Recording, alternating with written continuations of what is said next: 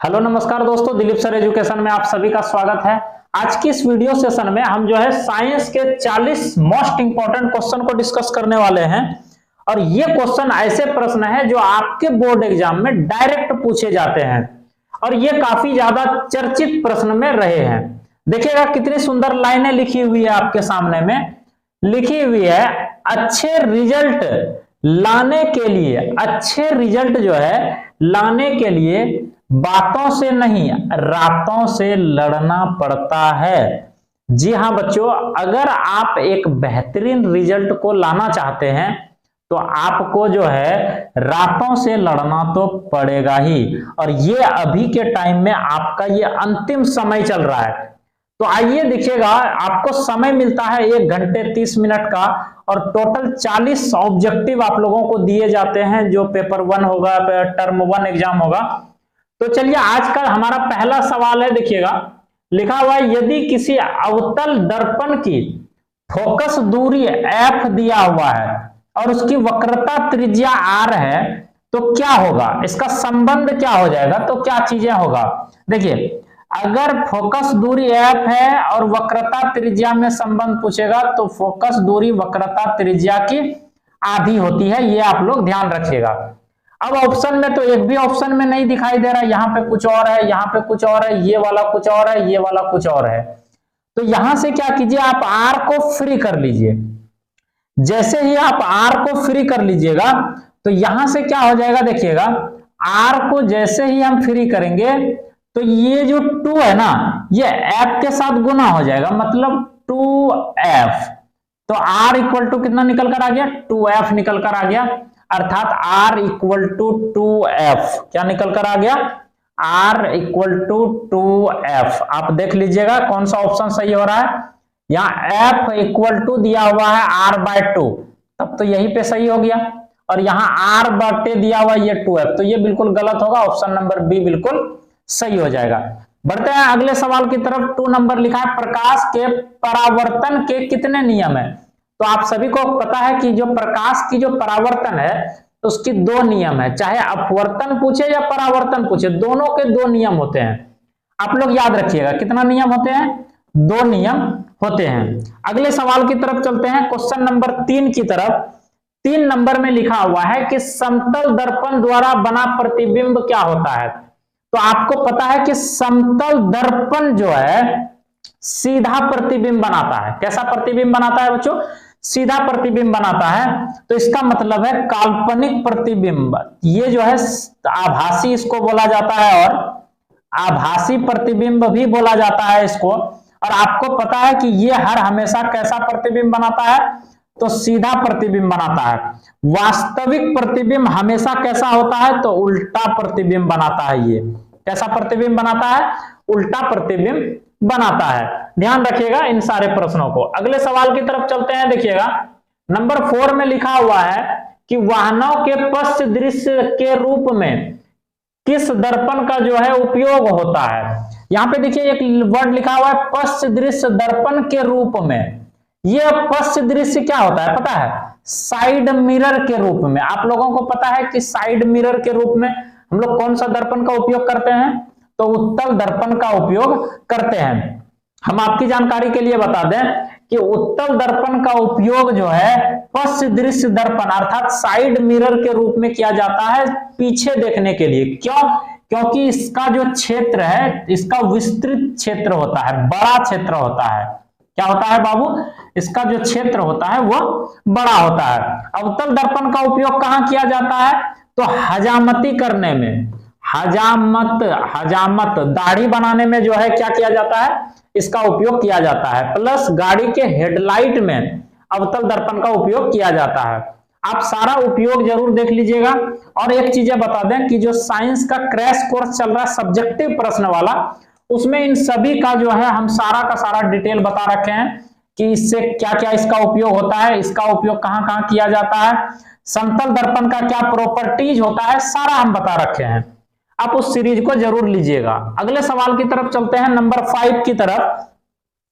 5 number सवाल लिखा है कि निम्न में से कौन सा पदार्थ लेंस बनाने के लिए प्रयुक्त नहीं किया जा सकता है। तो देखिएगा यहां पे बोला जा रहा है कौन सा पदार्थ लेंस बनाने के लिए प्रयुक्त नहीं किया जा सकता है।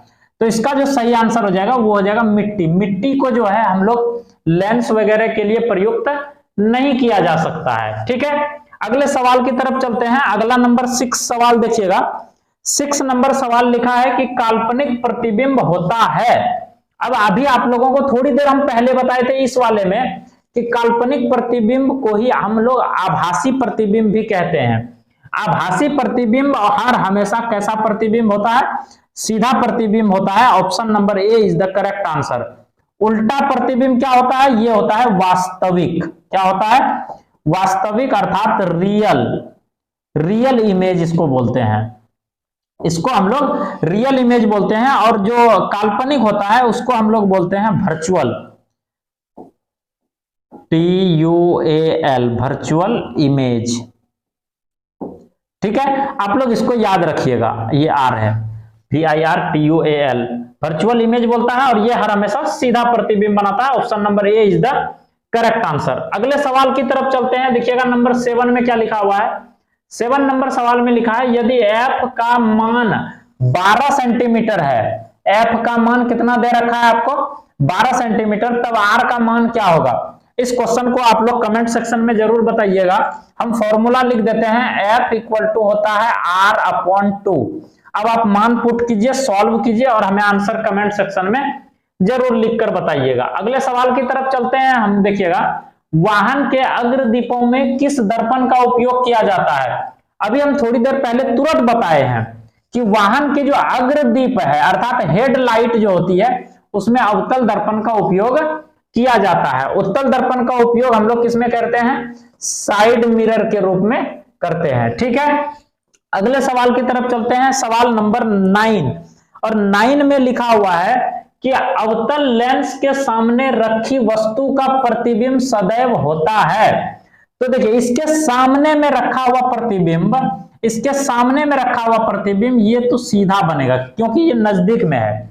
ठीक है, तो अवतल लेंस के सामने में रखी जो प्रतिबिंब होती है, लेंस दिया हुआ है, सॉरी हम मिरर का ये इमेज बना दिए हैं तो ये बिल्कुल भी गलत है। इस तरीके से है। ठीक है, लेंस की बात कर रहा है। तो अवतल लेंस के सामने रखी वस्तु का जो प्रतिबिंब है वो सदैव आभासी और सीधा बनता है। कैसा बनता है? आभासी और सीधा बनता है। ठीक है, अगले सवाल की तरफ चलते हैं, नंबर 10 की तरफ। नंबर 10 लिखा है डायोप्टर जो है मात्रक है। आप लोगों को पता है कि डायोप्टर जो होता है लेंस की क्षमता का SI मात्रक होता है। तो लेंस की क्षमता अर्थात शक्ति, option number C is the correct answer. Lens शक्ति का SI मात्रक जो होता है डायोप्टर होता है और इसको D से रिप्रेजेंट किया जाता है। ठीक है, अगले सवाल की तरफ चलते हैं। देखिएगा अगला सवाल नंबर 11 में लिखा हुआ है। देखिएगा 2 डायोप्टर क्षमता वाले लेंस का फोकसांतर होता है। मतलब आपको पता है कि P इक्वल टू होता है 1/f और हमको फोकसांतर पूछा गया है तो हम क्या करेंगे? F इक्वल टू 1/p हो जाएगा। तो 1/p, P का मान हमको कितना दे रखा है बच्चों? 2 डायोप्टर दे रखा है। तो 2 डायोप्टर हो गया यहाँ पे 2, ये कटेगा तो निकल जाएगा 0.5 और ये किस में निकला? ये मीटर में निकलता है। आप एक चीज हर हमेशा याद रखिएगा कि यदि आपको कोई भी मान डायोप्टर में दिया हुआ, जैसे 4 डायोप्टर दे दिया है, किसका मान? क्षमता दिया हुआ है 4 डायोप्टर, तो आप जैसे f निकालोगे 1/4 करके और इसको सॉल्व करेगा 0.25 निकलेगा। तो ये जो 0.25 निकलेगा ना, ये आप लोगों का जो है ये आप लोगों का मीटर में निकलेगा, हर हमेशा मीटर में निकलेगा। तो इसको सेंटीमीटर में बदलने के लिए हम क्या करेंगे? जरा ध्यान दीजिएगा। सेंटीमीटर में बदलने के लिए हम इसको क्या करेंगे? मल्टीप्लाई कर देंगे। मल्टीप्लाई कर देंगे तो देख लीजिए 50 centimetre answer. Option number D is the correct answer. Option number D is the correct answer of this question. 11 number का जो आंसर हो जाएगा वो क्या हो जाएगा? ठीक है, डी नंबर बिल्कुल सही हो जाएगा। बढ़ते हैं अगले सवाल की तरफ। देखिएगा अगला जो हमारा सवाल है, देखिएगा अगला सवाल लिखा हुआ है कि आंख के रंगीन भाग को क्या कहते हैं। तो आंख के जो रंगीन भाग होते हैं, आंख के रंगीन भाग को हम लोग क्या कहते हैं? तो इसको कहते हैं आइरिस। क्या कहते हैं बच्चों? इसको हम लोग कहते हैं आइरिस। क्या कहते हैं? आइरिस। याद रखिएगा।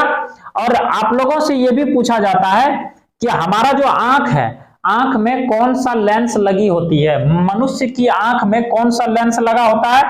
तो आप याद रखिएगा उत्तल लेंस। कौन सा लेंस? उत्तल लेंस लगी होती है। ठीक है। और एक चीजें याद रखिएगा, मनुष्य के आंख में जो है प्रतिबिंब कहां बनता है? तो गुरुजी रेटिना पर बनता है। कहां बनता है?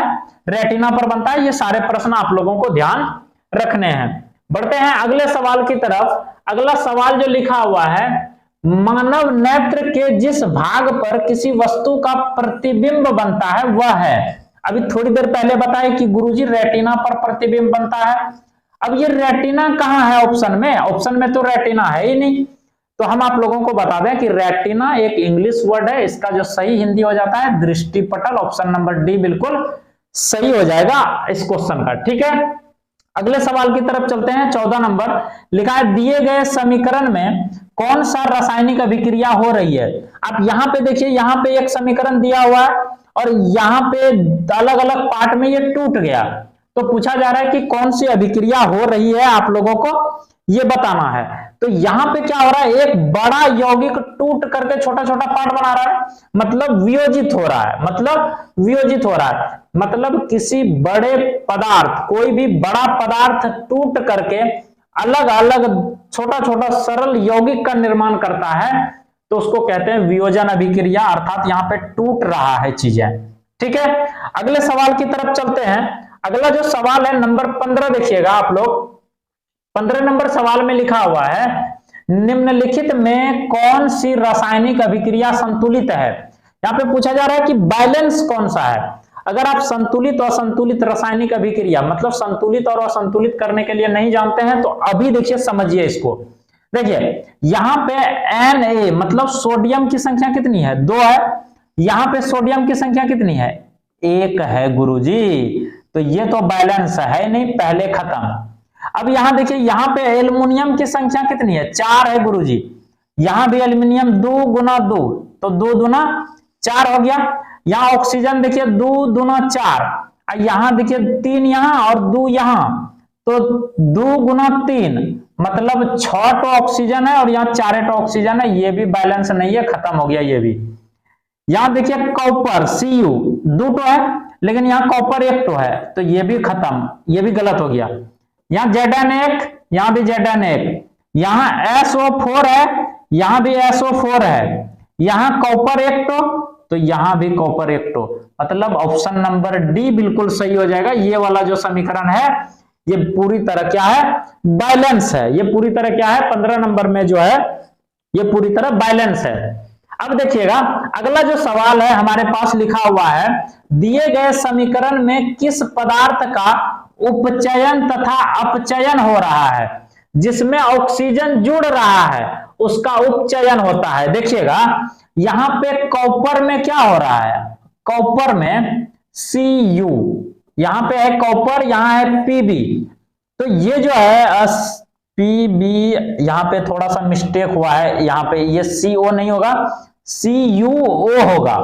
ठीक है, तो यहां कॉपर में क्या हुआ? ऑक्सीजन जुड़ा है, तो कॉपर का हो गया उपचयन, तो कॉपर का हो गया उपचयन, और Pb ये इससे जो है निकल गया, तो ये वाला मतलब ऑप्शन नंबर इसका बी बिल्कुल सही हो जाएगा। और 16 नंबर है ना, 16 नंबर का ऑप्शन नंबर बी बिल्कुल सही हो जाएगा। हाँ ठीक है, यहां अपचयन उपचयन दोनों हो रहा है, इसको ध्यान रखिएगा। अगले सवाल की तरफ चलते हैं। अगला सवाल लिखा है, विकृत गंधिता कौन सी अभिक्रिया के कारण होती है? आप लोग बताइए कि विकृत गंधिता जो होती है कौन सी अभिक्रिया के कारण होती है? विकृत गंधिता, ठीक है, विकृत गंधिता किसकी वजह से होता है? कौन सी अभिक्रिया के कारण होता है? तो उपचयन अभिक्रिया की वजह से होता है। उपचयन अभिक्रिया की वजह से जो है विकृत गंधिता होता है। अगला सवाल देखिएगा 18 नंबर में लिखा है चूने से सफेदी करते समय चूना में पानी डालने पर ऊष्मा निकलता है। देखिए अब हम लोग जो सफेद चूना होता है, चूना में जब पानी डालते हैं तो उससे क्या होता है, ऊष्मा निकलता है। तो ऊष्मा निकलता है तो निम्न में से कौन सी अभिक्रिया होती है, ये आप लोगों से पूछा जा रहा है। तो कहीं ना कहीं ऊष्मा निकल रहा है ना, मतलब ऊष्मा छेपी अभिक्रिया। तो यहाँ पे देखिए ऊष्मा छेपी, यहाँ पे संयोग हो रहा है ऊष्मा छेपी, क्योंकि देखिए सफेदी में जो है क्या हो रहा है, तो ये ऊष्मा शोषी, ये भी नहीं होगा, ये भी नहीं होगा, ये दोनों सही है। इसका ऑप्शन नंबर ए और सी दोनों सही है, आप लोग इसको देख लीजिएगा। ठीक है, ऊष्मा छेपी संयोजन ये भी है, ऊष्मा छेपी संयोजन ये भी है, और ये दोनों सही है। ठीक है, तो इस तरह से हो सकता है ये मिस्टेक हो सकता है। ठीक है, अगले सवाल की तरफ चलते हैं। अगला सवाल देखिएगा, लिखा है लोहे की कील को कॉपर सल्फेट के विलयन में डाला जाता है। लोहे की कील को कॉपर सल्फेट के विलयन में डालने पर कॉपर सल्फेट के विलयन का रंग धूसर हो जाता है। इस प्रक्रिया में कौन सी अभिक्रिया हो रही है? तो इसमें पूछा जा रहा है कि कौन सी अभिक्रिया हो रही है। देखिए कॉपर, देखिए लोहे की कील मतलब Fe में क्या कर रहा है, कॉपर सल्फेट के विलयन डाला जाता है, मतलब CuSO4 डाला जा रहा है, यही ना। तो देखिएगा हम इसको थोड़ा सा क्लीन करते हैं और लिखते हैं। देखिए CuSO4 डाला गया, अब ये अभिक्रिया कराएगा तो क्या करेगा, ये इसको विस्थापित कर देगा, मतलब क्या बना लेगा, FeSO4 प्लस Cu ये बना लेगा। तो यहां पे क्या हो रहा है, ये जो Fe है Cu को हटा करके इसका स्थान खुद ग्रहण कर लिया है, और इसको जो है इधर हटा के इधर कर दिया, मतलब विस्थापन अभिक्रिया। ये क्या कर रहा है, विस्थापित कर रहा है। तो ये कौन सा अभिक्रिया हो गया बच्चों, विस्थापन अभिक्रिया हो गया। चलिए 20 नंबर सवाल देखिएगा, लिखा है निम्नलिखित में से कौन प्राकृतिक सूचक है। निम्नलिखित में से कौन प्राकृतिक सूचक है? तो इसमें जो प्राकृतिक सूचक है वो कौन सा हो जाता है, लिटमस इसका बिल्कुल जो है सही आंसर हो जाएगा। चलिए अगले सवाल की तरफ देखिएगा। अगला जो सवाल है नंबर 21 में लिखा हुआ है कि निम्नलिखित में से किस पदार्थ में लिटमस पत्र डालने पर वह लाल नहीं हो जाता है। मतलब पूछा जा रहा है कि किसमें हम डालने पर, लिटमस पत्र जो है डालने पर लाल नहीं होगा। तो लाल किसमें नहीं होता है, देखिएगा इसका जो है, देखिए बिल्कुल हम आप लोगों को पूरा समझाने का प्रयास करते हैं इस सवाल को। देखिए लाल किसमें नहीं होता है, मतलब नीला से लाल कब होता है, आप लोग ये समझिए पहले, नीला से लाल कब होता है। तो गुरुजी अगर नीले लिटमस पत्र को लाल करता है कौन, तो अम्ल करता है, याद रहा, अम्ल करता है। तो यहां देखिए HCl ये क्या है, अम्ल है, ये HNO3 क्या है, अम्ल है, ये भी एक क्या है, अम्ल है। तो कहीं नहीं तो कहीं ये अम्ल है, और यहां पे लाल नहीं होना चाहिए, जबकि ये सब लाल कर देगा। तो इसका जो सही आंसर हो जाएगा ये हो जाएगा चीनी। देखिए C6H12O6, तो ये बिल्कुल इसका ये किसका फॉर्मूला, ग्लूकोज का नहीं, हाँ ग्लूकोज का ही है ये। ठीक है, तो ये ग्लूकोज का सूत्र हो जाता है, C6H12O6 जो है ग्लूकोज का सूत्र हो जाता है।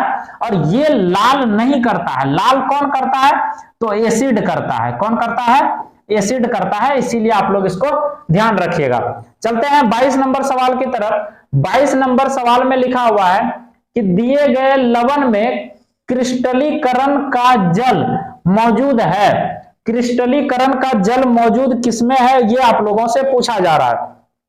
तो इसमें क्रिस्टली का जल, जो जल का जो अणु है वो किसमें मौजूद होता है, तो CuSO4 × 5H2O बिल्कुल सही हो जाएगा। बढ़ते हैं अगले सवाल की तरफ। 23 नंबर सवाल देखिएगा, लिखा है अग्निशामक यंत्र में किस लवण का उपयोग किया जाता है। तो अग्निशामक में जो उपयोग किया जाता है, अग्निशामक में जो है ऑप्शन नंबर सी NaCl का उपयोग किया जाता है। ठीक है, अगले सवाल की तरफ चलते हैं। अगला सवाल देखिएगा, अगला सवाल देखिएगा, नंबर 24 में क्या लिखा हुआ है? लिखा हुआ है जल की अनुपस्थिति में हाइड्रोक्लोरिक अम्ल अपना अम्लीय गुण प्रदर्शित नहीं करते हैं, क्योंकि उसमें क्या चीजें होता है? देखिए, जल की अनुपस्थिति में, जल नहीं है उसमें, मतलब जल की अनुपस्थिति में जो है हाइड्रोक्लोरिक अम्ल जो है वो क्या मतलब हाइड्रोक्लोरिक अम्ल अपना अम्लीय गुण प्रदर्शित नहीं करते हैं। क्यों? क्योंकि जल ही नहीं रहेगा तो H+ आयन उपस्थित ही नहीं रहेगा। तो इसका ऑप्शन नंबर बिल्कुल बी बिल्कुल हो जाएगा सही। ठीक है, अगले सवाल की तरफ चलते हैं। अगला जो सवाल है नंबर 25 में लिखा है पदार्थ A, B, C, D का pH मान क्रमशः 2, 7, 10, 14 है। यह पदार्थ में से कौन अम्ल है? अब आप लोगों को पता है कि अम्ल कौन होता है, तो देखिए आप इस चार्ट को ध्यान रखिएगा। बीच में होता है 7 और यहां होता है 0, 7, ये हो गया 14। अब देखिए इस बीच का जो डाटा होता है, इस बीच में 1, 2, 3, 4, 5, 6, फिर ये 7, फिर 8, 9, 10, 11, 12, 13, 14। तो इस बीच में कोई भी डाटा आएगा ना तो ये होता है आपका एसिड। ये क्या हो जाएगा? आपका एसिड। और इस बीच का कोई भी डाटा हो जाएगा तो वो हो जाएगा आपका क्षार अर्थात बेस, वो आपका बेस हो जाएगा। और इस पे हो जाता है न्यूट्रल, मतलब उदासीन हो जाता है। इस पे क्या हो जाता है? उदासीन हो जाता है। अब देखिए यहां पूछा जा रहा है अम्ल, तो अम्ल कौन सा होगा? 2 वाला होगा, बिल्कुल 2 वाला अम्ल होगा, क्योंकि 7 पे तो उदासीन हो गया, 7 उदासीन हो गया। 10, 14 ये दोनों का दोनों क्या हो जाएगा? ये दोनों हो जाएगा अपने पास बेस, ये दोनों अपने पास क्या हो गया? बेस। और 7 वाला क्या हो गया अपना? उदासीन हो गया। 7 वाला क्या हो गया? उदासीन हो गया, सॉल्ट हो गया, उदासीन हो गया वो। और ये वाला हो गया अपने पास एसिड। क्या हो गया? एसिड। तो इसमें से ए जो है बिल्कुल सही हो जाएगा, option number A is the correct answer. तो होप ये वीडियो आप लोगों को कैसा लगा कमेंट सेक्शन में जरूर राय दीजिएगा। चैनल पे पहली बार आए हैं तो सब्सक्राइब जरूर कर लीजिएगा। आप लोग कमेंट सेक्शन में जरूर बताइएगा। 25 से आगे जो है टोटल 40 सवाल है इस पीडीएफ में। आपको इसका पीडीएफ चाहिए तो नीचे टेलीग्राम चैनल का लिंक दिया हुआ है, टेलीग्राम चैनल को ज्वाइन कर लीजिएगा। मिथिलेश एकेडमी के नाम से टेलीग्राम चैनल है। तो इसके आगे नेक्स्ट पार्ट में मिलेगा। आप लोग ज्यादा से ज्यादा लाइक, शेयर और प्यारा सा कमेंट कीजिएगा, जिससे हमें मोटिवेशन मिलता है। मिलते हैं अगली वीडियो में, तब तक के लिए bye, take care, love you all.